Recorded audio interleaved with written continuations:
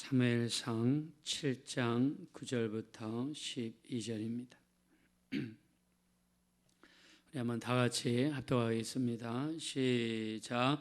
사무엘이 젖먹는 어린 양 하나를 가져다가 온전한 번제를 여호와께 드리고 이스라엘을 위하여 여호와께 부르짖음에 여호와께서 응답하셨더라.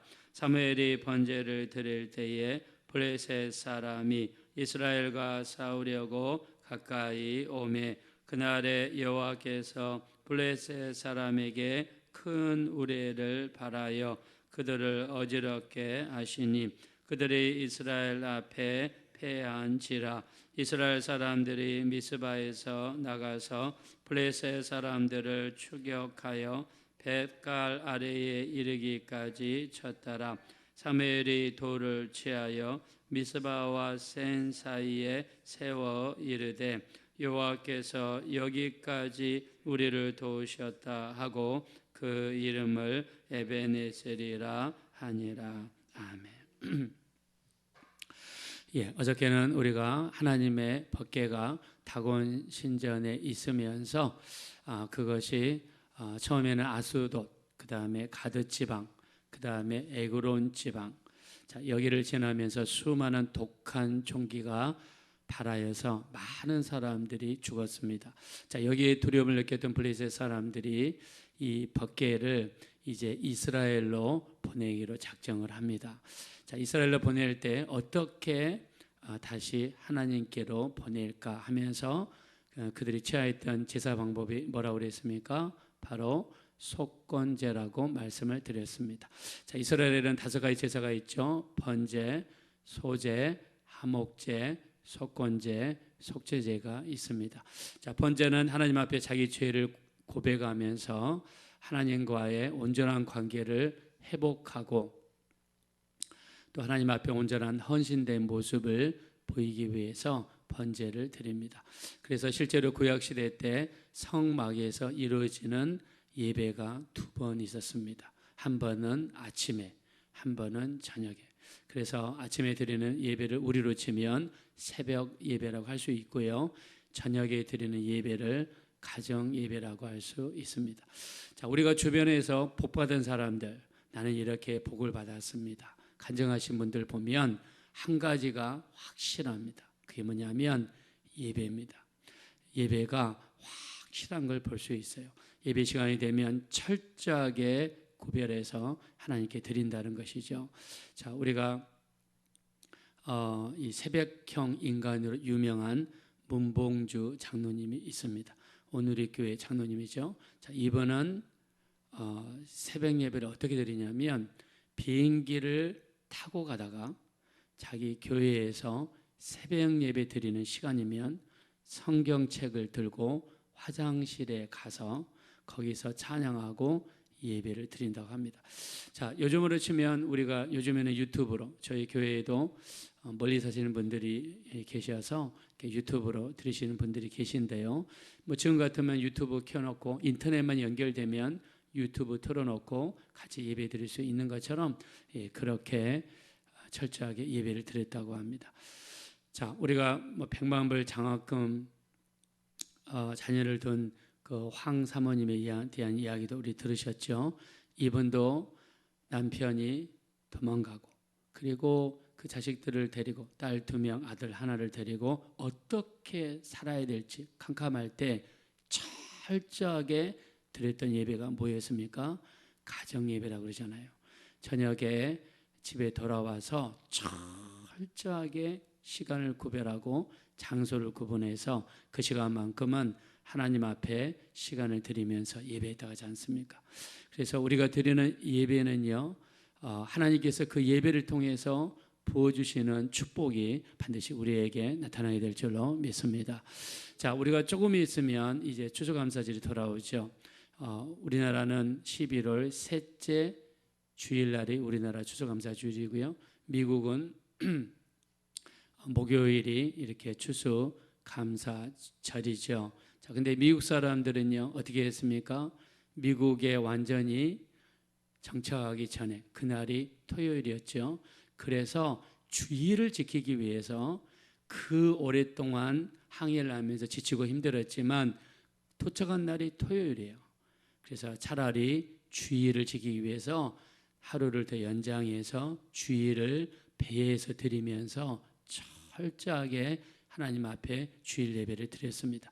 자, 그리고 그들이 도착하자마자 뭐 했습니까? 그들이 먼저 교회를 짓고, 그리고 그 교회 옆에 있는 길을 처치 스트릿이라고 하고, 그다음에 자기들의 개인 집을 지을 때 모든 집의 방향이 교회를 향할 수 있도록 이렇게 하면서 예배 중심으로 드렸던 것을 볼 수 있습니다.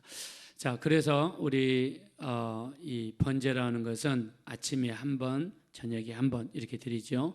소제는 주신 추수에 감사해서 드리는 게 소제. 자, 화목제는 하나님과 화목을 이루기 위해서 감사할 때, 서원할 때, 자원할 때 드리는 것이 화목제.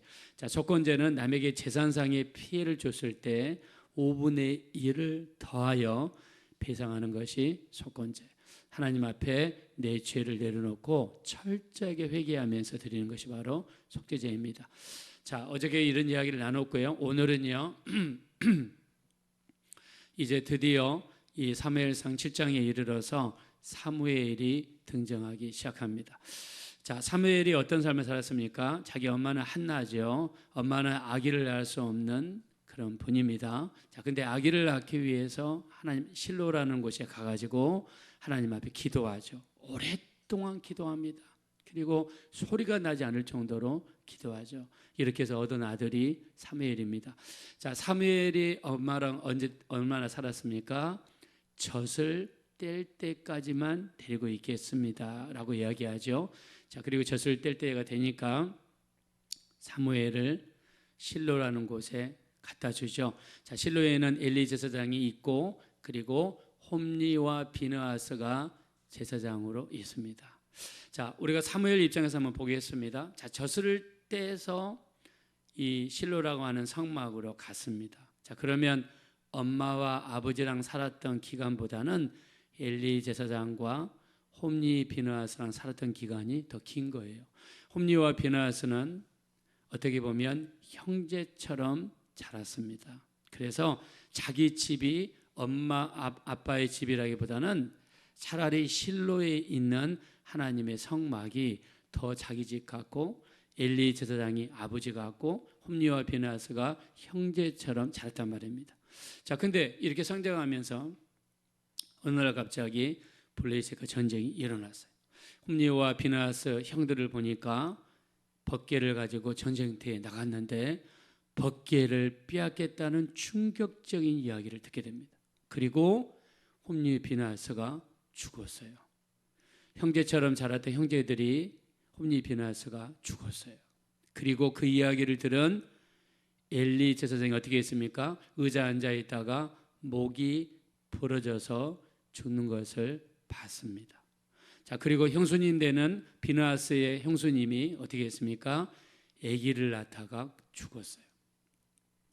자, 사무엘 입장에서 이 집에서 가족처럼 지냈던 사람들이 하루아침에 죽음을 당하는데 너무 비참하게 죽는단 말입니다.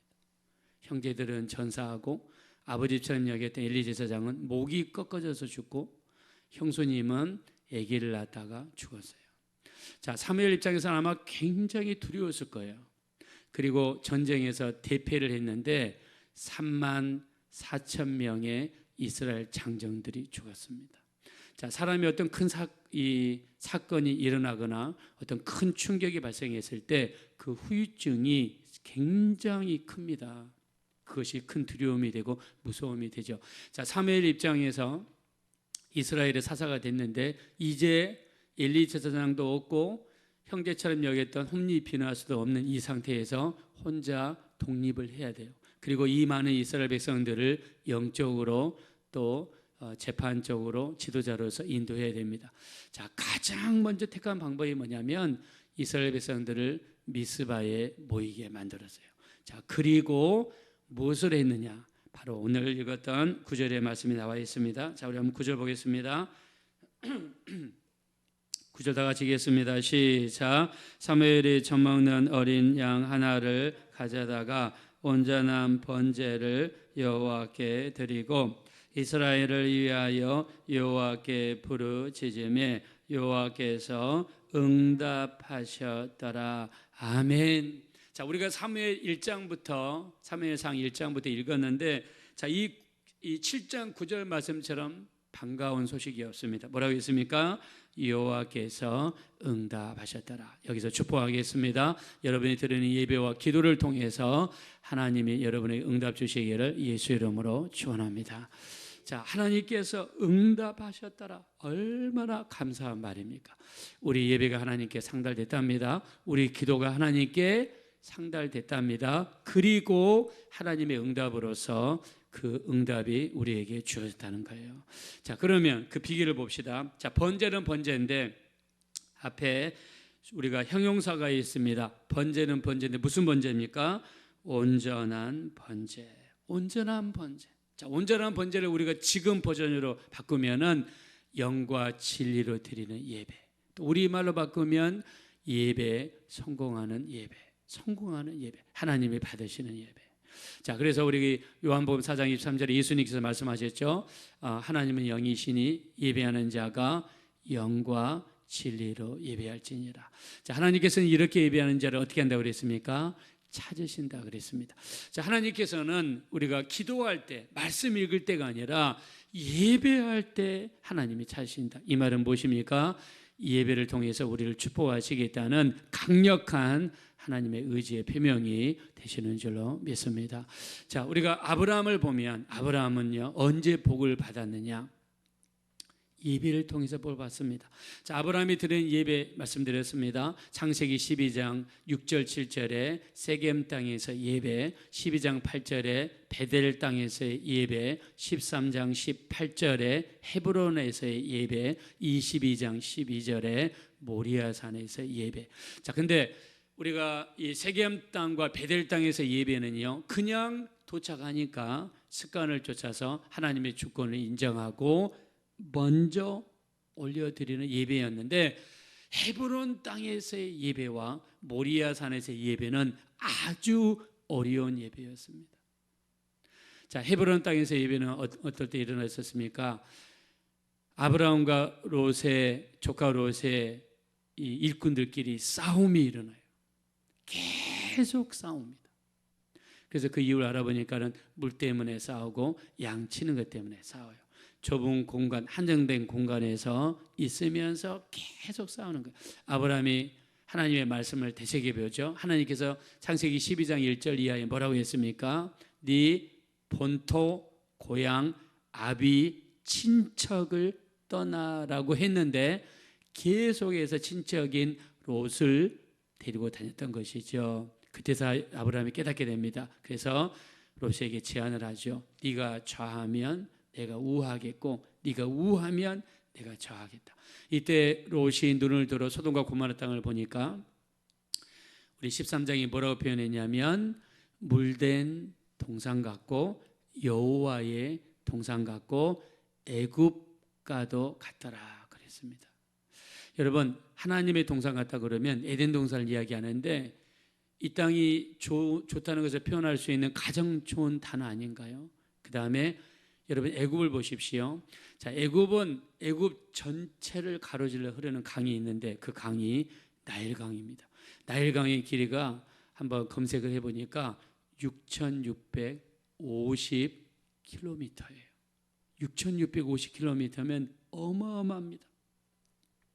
이 나일강이 이집트를 흘러가지고 지중해로 들어가기 직전에 삼각주를 이루는데 거기는요 비옥한 땅이 얼마나 크냐면 한 24,000 제곱킬로미터입니다. 자, 우리나라 이렇게 한번 조사를 해보니까 전라남도가 12,000 제곱킬로미터, 경상남도가 11,000 제곱킬로미터더라. 두 개를 합치면 23,000 제곱킬로미터예요. 즉 이집트에 있는 지중해로 들어가기 전에 그 삼각주의 크기가 전라남도하고 경상남도 땅 전체를 합친 크기하고 같은 거예요. 근데 우리나라 전라남도나 경상남도에는 산도 있고 도로도 있고 있지만은 그 이집트 애굽의 남쪽에 있는 삼각주는 전체 전체가 비옥한 땅이에요. 물이 많고 곡식이 아주 풍작하고 땅이 비옥한 땅이 이 나일강 삼각주입니다. 자, 이런 땅이 애굽 땅인데 성경에서 소돔과 고모라를 뭐라고 표현했냐면 애굽 땅과 같더라. 자, 겉으로 보기에도 너무나 비옥하고 좋은 땅이 바로 소돔과 고모라예요. 근데 당시 아브라함의 입장에서는 그때 당시에 이렇게 좋은 땅을 롯에게 빼앗겼으니까 어떻게 보면 아브라함의 마음이 편치 않았겠죠. 그때 하나님께서 아브라함에게 축복합니다. 이 일이 있고 난 다음에 헤브론에서 드린 예배를 통해서 하나님께서 아브라함에게 네 눈을 들어 북쪽과 남쪽, 동쪽과 서쪽을 바라보라. 네게 보이는 땅을 너와 내 자손에게 주리니 네 씨가 땅의 티끌처럼 될 것이다 라고 하나님의 축복이 있습니다. 자, 헤브론의 예배는요 아브라함 입장에서는 힘든 예배였죠. 자, 근데 그 힘든 예배를 하나님께 드렸을 때 하나님께서는 아브라함에게 이런 축복을 주셨습니다. 자, 모리아 산에서 예배도 마찬가지입니다. 누구를 번제로 하나님께 드립니까? 100세에 얻은 이삭을 잡아서 하나님께 드리라는 명령을 받았습니다. 자, 아브라함 입장에서는 굉장히 힘든 예배죠. 자, 이 힘든 예배였지만 하나님께 올려드렸을 때, 자, 우리 창세기 22장 17절 18절에 보니까 내가 내게 큰 복을 주며 내 씨로 크게 번성하여 하늘의 별과 같이 땅의 모래와 같이 되게 할 것이며 내 씨가 대적의 성문을 차지하게 되리니 내 씨로 말미암아 천하 만민이 복을 얻을 것이다 라고 하시면서 모리아 산에서의 어려운 예배를 통해 하나님이 아브라함을 축복했습니다. 자, 우리가 쉬울 때도 하나님께 예배하지만 예배할 수 없을 때도 온 힘을 다하여 하나님을 경배하고 찬양하고 예배하며 나간다면 그 예배를 통해서 우리 하나님께서는 우리를 축복해 주실 줄로 믿습니다.